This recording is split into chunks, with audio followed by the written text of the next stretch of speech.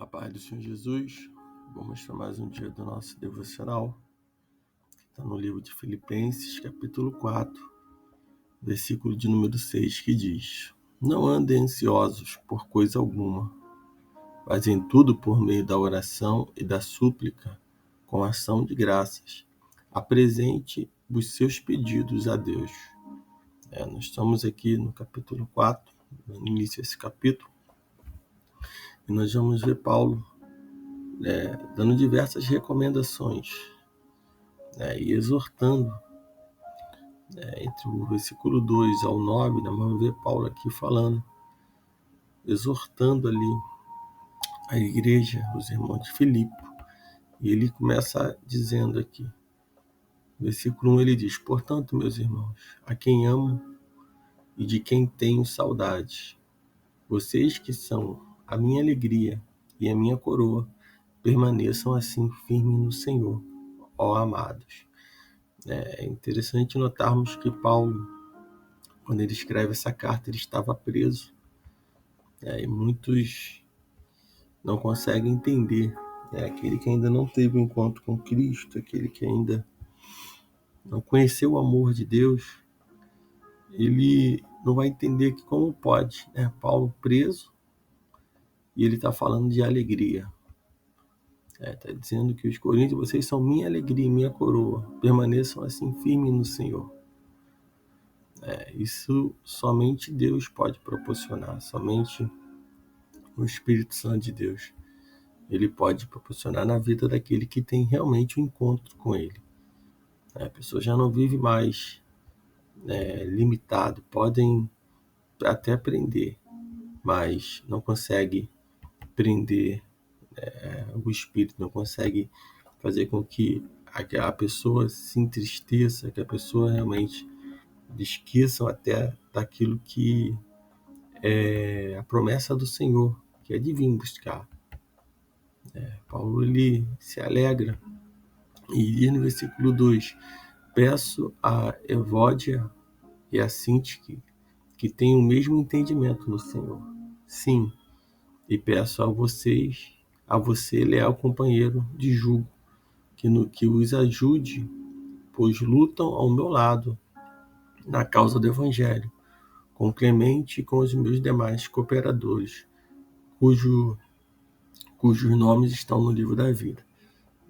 Paulo ele fala que essas duas pessoas, Evódia e Sintique, que têm o mesmo entendimento no Senhor. Paulo está deixando aqui claro que havia um desentendimento entre essas duas pessoas.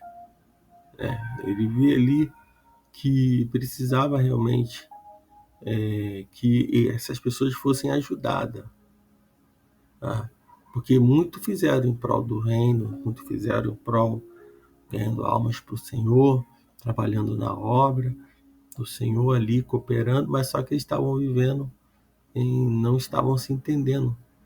Estava havendo um desentendimento entre eles. E Paulo manda uma terceira pessoa, que ele chama de companheiro de jugo, Sim, e peço a você, leal companheiro de jugo. A Bíblia não fala quem é, não dá o nome desse companheiro, mas ele pede que as ajude, pois lutaram ao meu lado na causa do Evangelho, com Clemente, com meus demais cooperadores, cujos nomes estão no livro da vida.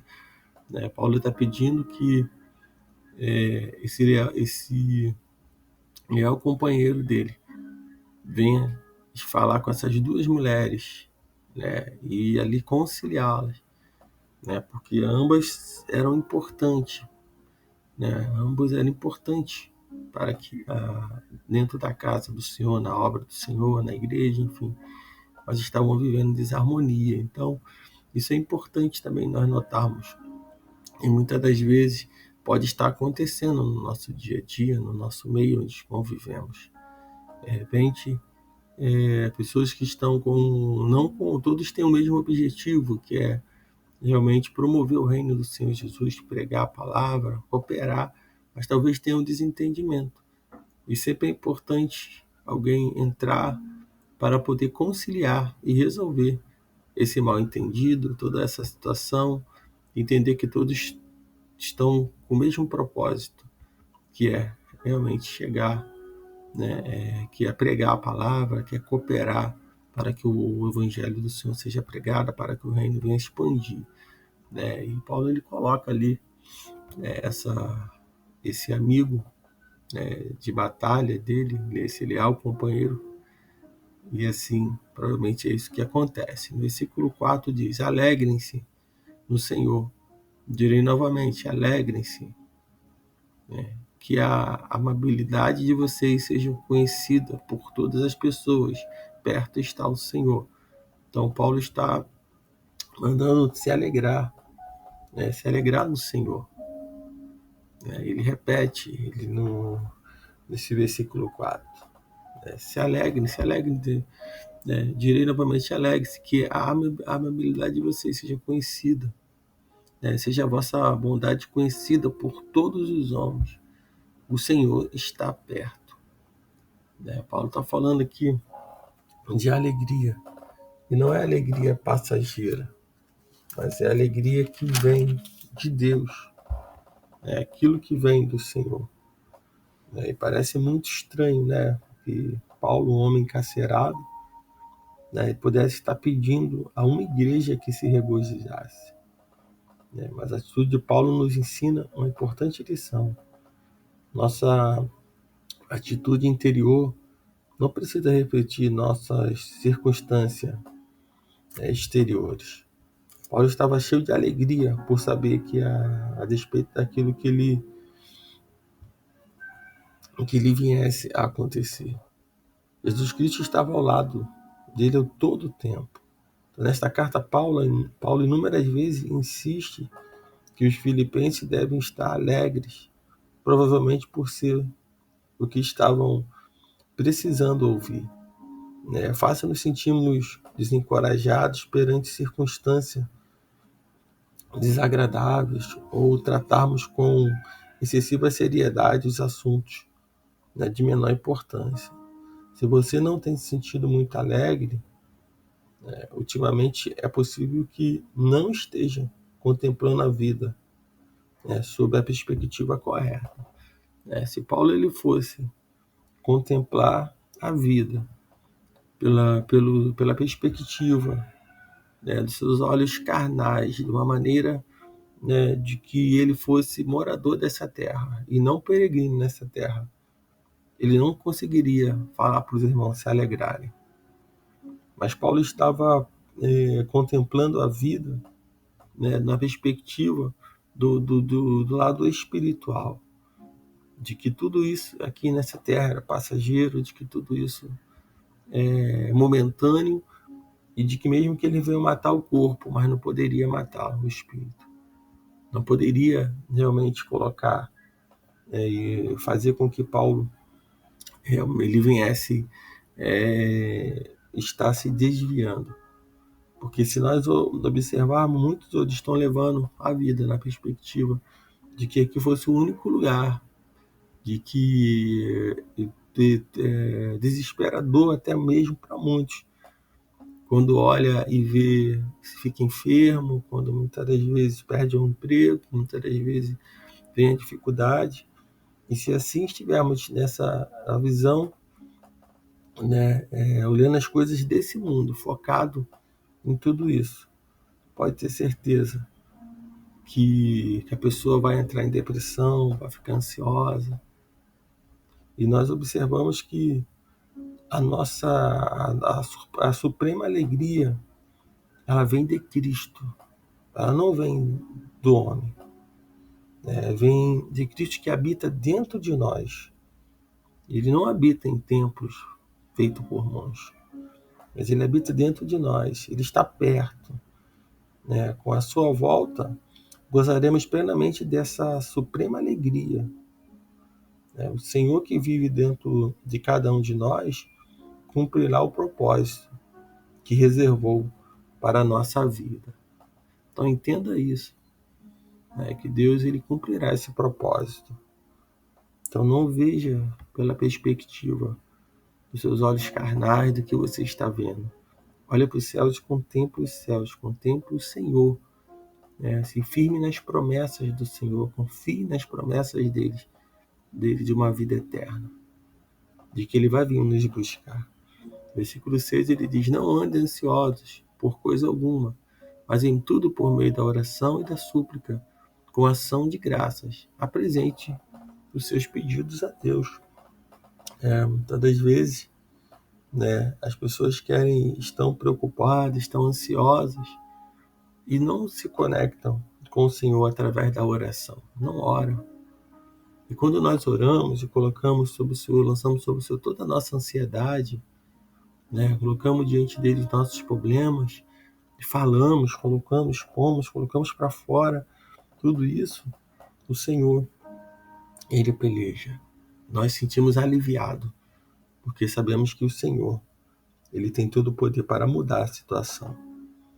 Imagina nunca ter que se preocupar com alguma coisa. Isso parece impossível. Então, todos nós temos preocupações em nosso trabalho, em nosso lar, né, na escola. Mas o conselho de Paulo é que devemos transformar essas preocupações em oração. Você gostaria de se preocupar menos? Então ore mais. Sempre que começar a se preocupar, pare e ore.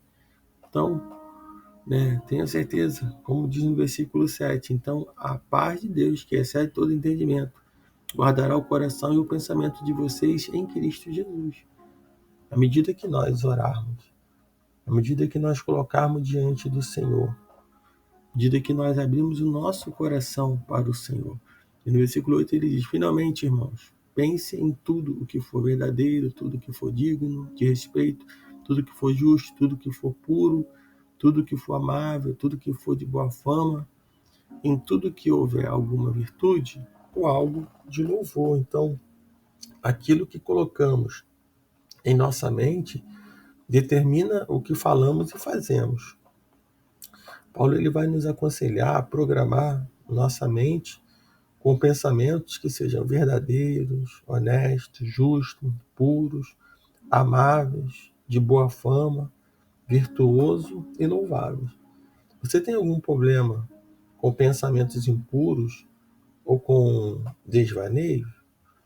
Os pensamentos, como estão os teus pensamentos?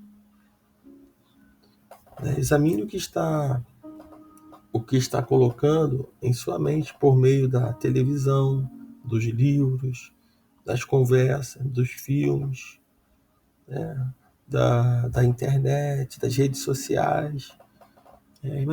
Examine o que você tem colocado diante de ti, porque isso determina os seus pensamentos. Às vezes, podemos se deixar levar, muitas das vezes, somente por coisas que não vão fortalecer a nossa vida espiritual, coisas que só vai realmente criar mais confusão em nossas mentes. Então, o conselho é que você substitua toda informação perniciosa por material de valor. Acima de tudo, leia a palavra de Deus e ore. Peça a Deus para ajudá-lo a direcionar sua mente para aquilo que é bom e puro.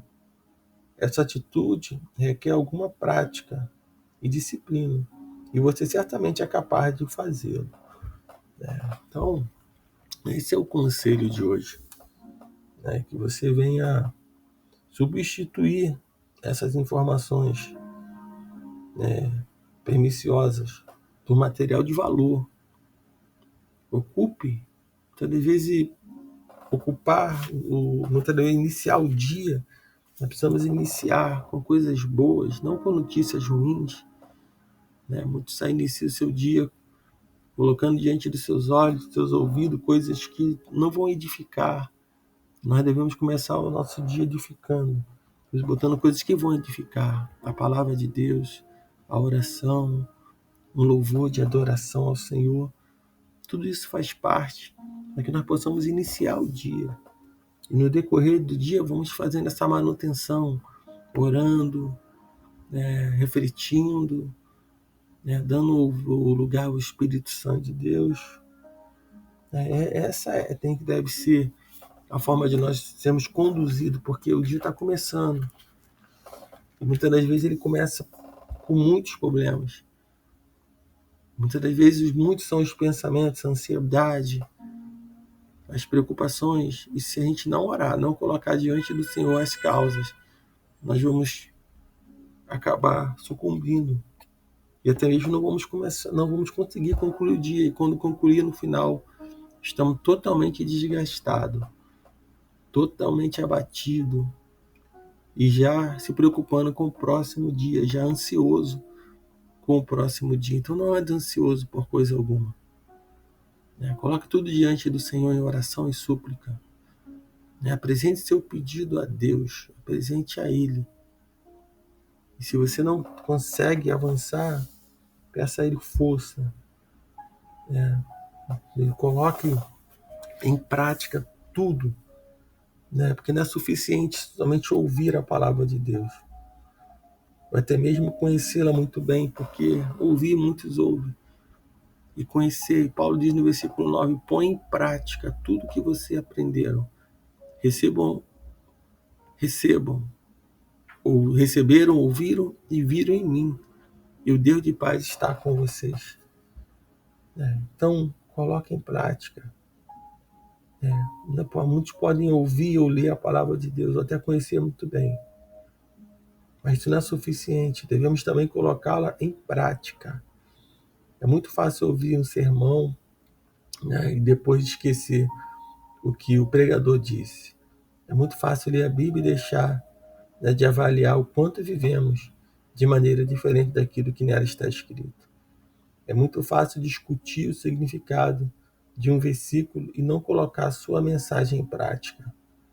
Somente o conhecimento das Escrituras não é suficiente. Ele deve nos levar à obediência. Então, põe em prática. Se a palavra está falando contigo, coloque em prática. Aquilo que você aprendeu, aquilo que você está ouvindo, aquilo que você está vendo. E Paulo diz que você está vendo em mim, coloque em prática. Então, aquilo que está sendo colocado diante de você nesse dia, que está sendo exposto à palavra de Deus, coloque em prática. Creia que Jesus ele quer que você, ele veio para salvar você. Ele é o teu Salvador, o seu único e suficiente Salvador. Não tem outro caminho a não ser o Senhor. Então, que nesse dia que você venha, não venha andar ansioso. Se está ansioso, ore.